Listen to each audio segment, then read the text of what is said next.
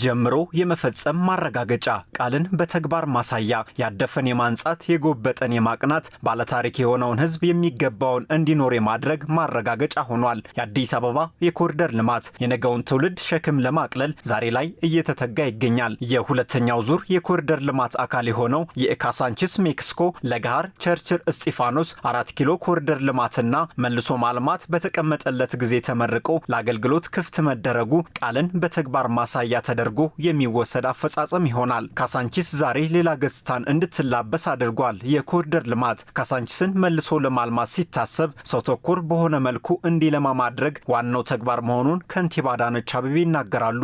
ሰው ተኮር ነን። ለሰው ቅድሚያ ሰጥተን መስራት እንድንችል ትልቅ እቅድ አቀድን። በዛ እቅድ ላይ ተመስርተን ወደ 5700 የሚሆኑ መኖሪያ ቤቶችን ገነባን።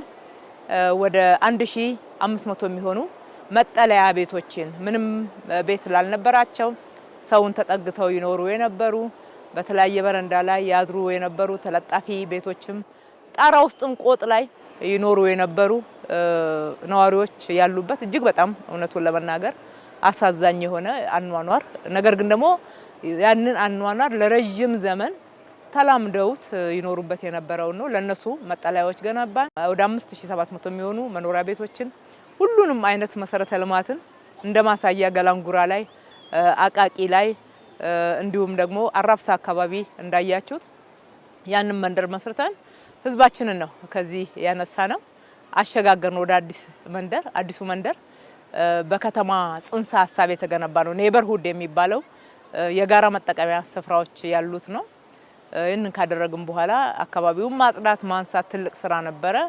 እሱን ሰራን። የካሳንቺስ ኮሪደር 20 ሺህ የሚደርሱ ቤቶች የሚገነቡበት 1000 ሄክታር መሬት የሚሸፍን ሲሆን ወደ 40 ኪሎ ሜትር የሚሸፍን መንገድ ተዘርግቶበታል። የኮሪደር ልማቱ አንዱና ዋናው ጠቀሜታ ልማቶች ተያያዥነት ያላቸውና ኑሮን ማቅለል እንዲችሉ ተደርገው መገንባታቸው ነው። የካሳንቺስ የኮሪደር ልማትም የእግረኛና የሳይክል መንገዶችን ጨምሮ መሰረተ ልማቶችን እንዲያሟላ ተደርጎ ተገንብቷል።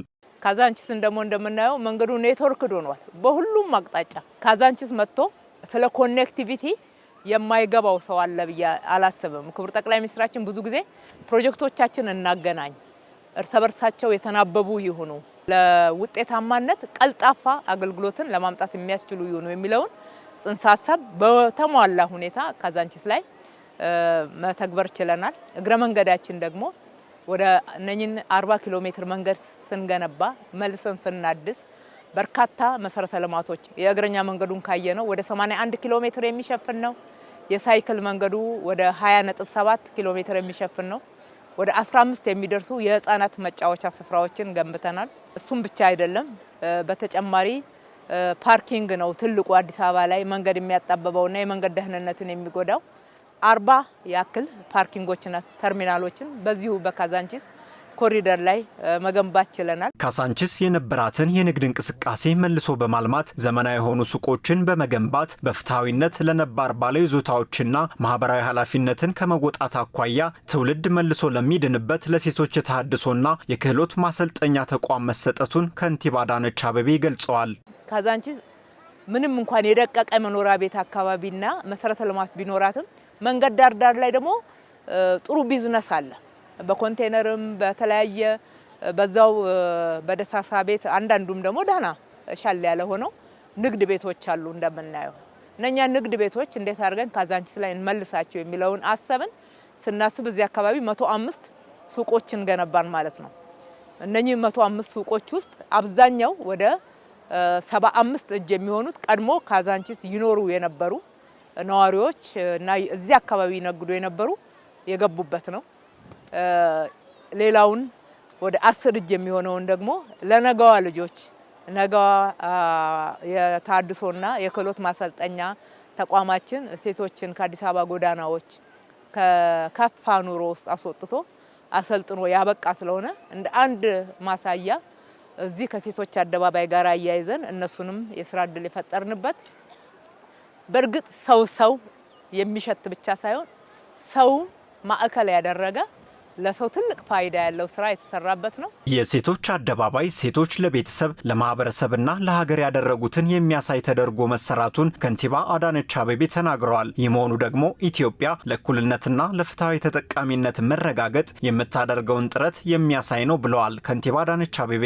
ለትውልድ ማስተላለፍ ያለብን ምንዳን ነው መልካም አሻራን ስለሆነ የሴቶች አደባባይ በዋና ከተማችን ላይ በአፍሪካ መዲና በአዲስ አበባ የሴቶች ሚና ማህበረሰብ ውስጥ ምን እንደሚመስል ትውልዱ የተወሰነ ግንዛቤ እንኳን እንዲያገኝበት ብለን በሚያምር ሁኔታ ገንብተናል። ሐውልቷ ላይ የምትታየዋ ሴት ሩቅ የምትመለከትናት ሩቅ ነው የምትመለከተው። በእጇ ሚዛን ይዛለች። ኢትዮጵያን ነው የምትወክለው። ኢትዮጵያ በሴት ስም ነው የምትጠራው። አዲስ አበባችንም በሴት ስም ነው የምትጠራው። ስለዚህ ኢትዮጵያ ሩቅ አልማ እየሰራች ያለች ሀገር መሆኗን ህልሟን ነው የሚያሳየው። ይሄ በእጇ የያዘችው ሚዛን ደግሞ ኢትዮጵያ ውስጥ ለፍትሃዊ ተጠቃሚነት ለእኩልነት በርካቶች ዋጋ ከፍለዋልና ወደ ትውልድ እዳ የሆነ እየተሻገረ ሲያጋጨን ፍትሃዊነትን ማረጋገጥ ዳገት ሲሆንብን እናያለንና ኢትዮጵያ ፍትሃዊነትን ለማረጋገጥ በሁሉም ዘር እያረገች ያለውን ጥረት ያሳይልናል ብለን ነው የቆመችበት። ችቦ ነው። ችቦ ደግሞ የሚያሳየው ኢትዮጵያ በርካታ ድል ያላት ሀገር ናት። ወደፊትም ድሏ ይቀጥላል። ከአድዋ ጀምረን በርካታ ድሎችን የምትኮራበት ድሎችን እየዘከርን ያለ ነው።